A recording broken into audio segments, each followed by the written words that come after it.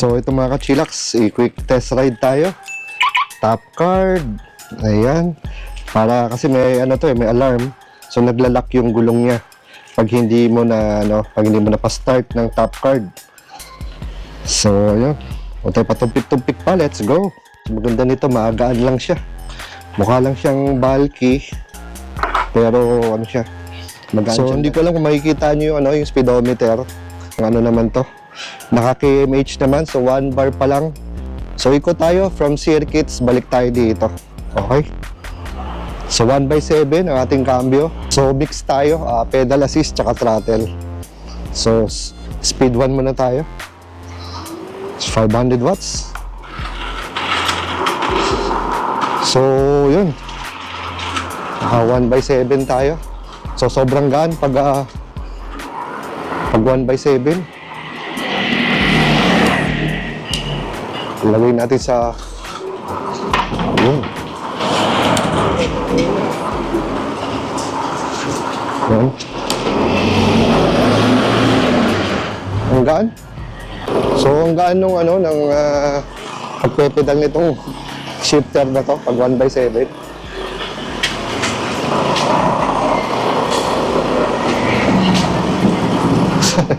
Parang na-weirdoan lang ako. Sobrang lambot ng shifter nito. So try natin kung titigas dito. So 1/7 lang natin. So tingnan natin kung mag-aano to ng number 2. So walang bearing yung speed 3. Pagka pedal assist. So more pa siya, mga ka-chillax. Sa throttle lang. So pag pedal assist, bali wala lang tong speed 1, 2, 3. Pag nag-throttle ka lang. So maganda dito, malambot yung malambot ang pedal. Ayan na. Pagkita nyo naman siguro. Balik ulit natin sa 1, throttle tayo. Kasi masabi ko lang, pag gusto nyo ng pedal, malambot lang siya. Ayan, pakyat. Wala, ang ganda, ang ganda. Hindi siya hirap sa sa mga akyatan. Hindi katulad ng iba, pagka paakyat na, pag elevated na, pag nag-throttle ka, medyo may konting slow down. Dito kay Coswheel, wala akong nakikita pag i-slow down. Siguro maganda ang nito, maganda ang controller. Tapos pagdating naman sa pagpepedal, lambot. Ang lambot ng pedal.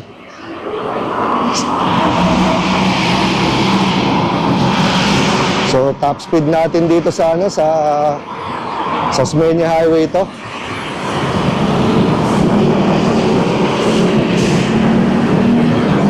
So yan, speed 1. Bago tayo speed 1.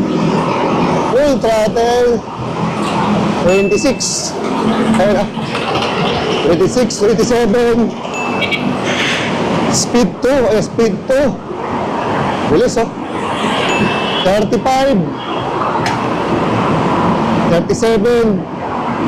36 to 37. Speed 3. 40. 42. Yeah, 42. 41. So yan full throttle, 41 to 42. Yan. So daan-daan na tayo.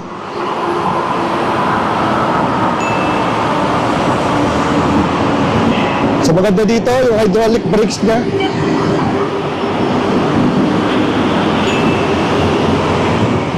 Gusto ko talaga dito yung yung suspension niya, sarap. Hindi ka masyado hindi mo ramdam yung mga bumps and humps sa road. So balik na natin speed 1 para tipid tayo sa baterya. Sa rangkada, ganda rin. Ayun kahit may mga humps, hindi masyado naalag yung utak ko. Hindi masakit sa ulo. Kasi dual suspension, front and back.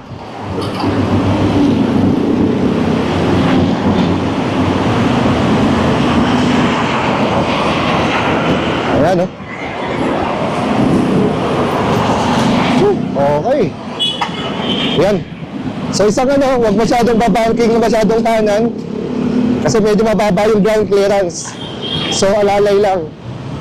Alalay lang sa pagkaliwa at kanan.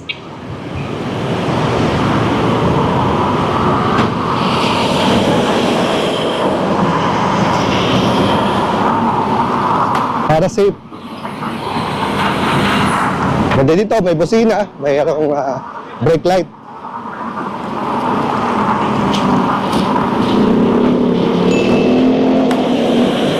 So very smooth yung takbo nito. Very aggressive yung yung torque niya pagka inano mo yung throttle. Umaandar agad siya. Tamang-tama lang.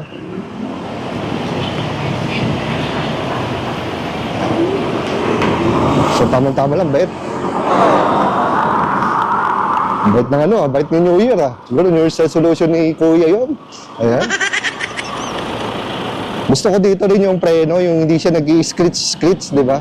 Kasi pagka mechanical brakes, pansin mo yun, pagka-preno mo, nag-i-skid, di ba? Magaspang. Ito, very smooth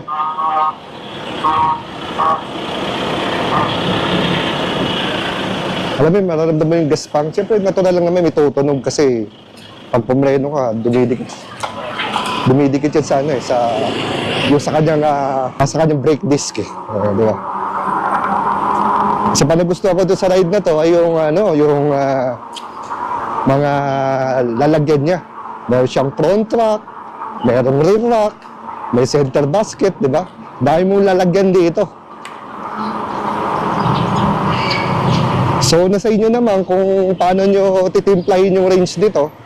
Ay, sabi nga, nag-range to ng 60 to 120 kilometers. Siyempre, yung 100 kilometers sigit, ma-achieve nyo yun pagka puro pedal. Pero pagka puro throttle, tulad ko, malamang mga lang to, 50, di ba? Pero malayo-layo na rin yun, katulad nga sinabi ko, di ba? From E. Rodriguez, papuntang Evangelista, 1 bar lang na bawas sa akin, so nasa 15 to 20 kilometers po yun. So napaka ganda, di ba? So hindi ka pagod. Ang gusto ko talaga dito,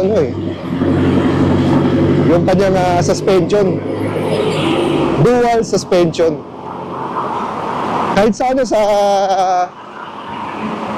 Pido M1 Pro ko, medyo naalog din minsan yung utak ko. Minsan gusto ko dagdagan ng suspension kung pwede. Kasi medyo ayaw na natin naalog yung utak natin yung matagtag feeling. Ayan. So, natin, ayan. Kahit 165 pounds ako, 170 na siguro. Kaya dami ko kinain mga 85 kilos. So, I love it. So, napag-iisip-isip tuloy ako siguro sa Pido M1 Pro ko. Siguro padadagdag siguro ako ng suspension, no? Paano, ang sarap kasi dito sarap na suspension nito Well, maganda dito, left tayo. So, meron siyang left signal light. Ayan. Kita nyo, umiilaw yan, no? Left. Meron siyang parang green dito. Ayan. So, balik ulit tayo sa mode 1. Speed 1. Dito na tayo sa Circuit Makati. Woohoo! Kapag pedal assist bike ulit. So, hataw tayo sa full throttle, speed 1, 26. Yan. Yan. Speed 2, 31, 34. Yan. So, naglalaro siya ng 34, 35. Speed 3. Ayan. 39, 40, 41, 41. Ayan.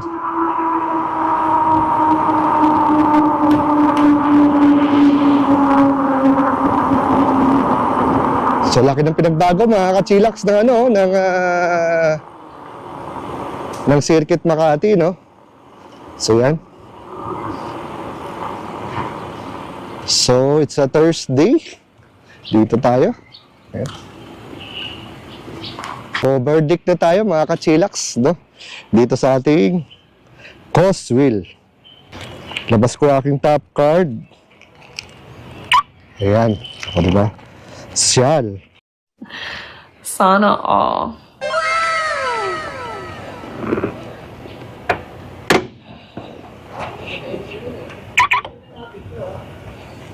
So, recap tayo mga ka-chillax, no? So, pagdating sa power ng isang 500 watts na motor, ang masasabi ko dahil may mga akyatan din naman sa Mandaluyong, simula E. Rodriguez, papuntang Evangelista, mga tulay, mga ahon, never ako na nakaramdam na nahirapan yung motor nito. Then, pati sa handling nito, yung kanyang pagkurba-kurba, napaka precise and accurate. Ingat-ingat lang kayo sa pagsingit kasi medyo malawak ang kanyang front track. Then pagdating naman sa kanyang yung suspension, ayun, ito 10 ang ko dito, rating ko. Bakit?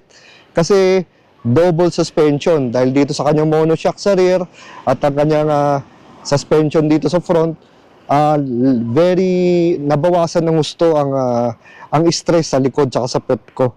Then dagdagan mo pa ng fat tires na R16. Maganda ang kanyang lapag sa semento o sa concrete or sa asphalt. Maganda ang takbo mo, hindi siya slippery, hindi ka matatakot sa mga butas-butas. Then pagdating naman sa preno, since ito ay naka hydraulic disc brake, tahimik ng preno. Kahit na minsan may konting ingay, malambot siya. Hindi siya magaspang. Yun ang kinaganda pagka hydraulic ang preno mo eh. So yun. So torquey, tama lang yung torque niya. Pag nakasakay ka naman, di naman agad yung parang tatalsik ka. Basta siyempre ingat ka na lang. And maganda dito, ang kanyang gauge na to ay napaka-visible. So kitang-kita mo yung takbo mo, speedometer mo, yung voltmeter mo. Then, yung ilaw, napakaliwanag dahil ito ay LED. At syempre, pagdating sa security, sabi ko nga sa inyo, iilan lang ang integrated ang brake light at may signal light din. So, equipped to ng side stand. Ayan. So, ito ang ating Coswheel T16. So, syempre, hindi matatapos tong natin na syempre, baka sabihin nyo, puro pros na naman tayo. So, cons nito, ayan. So, isa na nakikita kong cons dito, mga ka-chillax, ay ang kanyang pedal, ang kanyang ground clearance, lalo na pag nakababa ang pedal. So, make sure na kapag kayo, lalo na pagka high speed na kayo, make sure na nandito banda ang pedal. Bakit? Siyempre kasi pag nag-banking ka, may possibility, lalo na pagka medyo malaki ka at mabigat, ay maaaring tumama ka sa sa daan, di ba? Kasi nga medyo mababa ang ground clearance. Pero kung tamang chubby lang at nakadiretso lang ang inyong pedal, tamang-tama lang, saktong-sakto lang.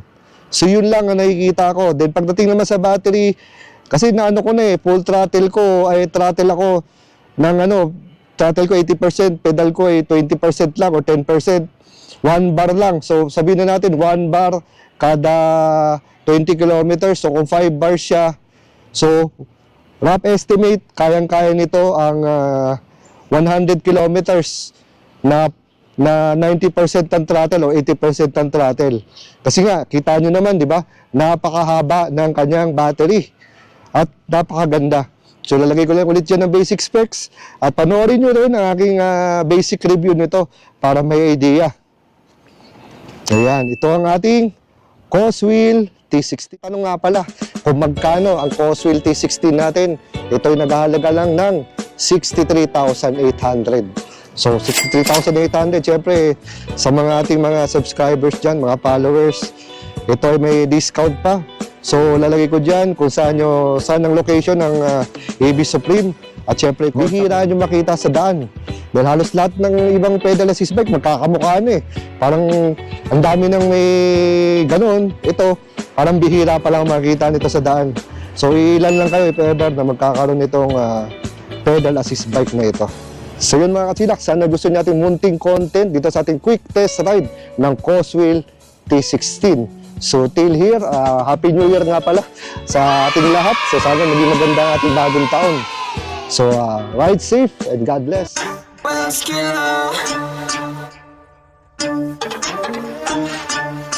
Chillax, chillax.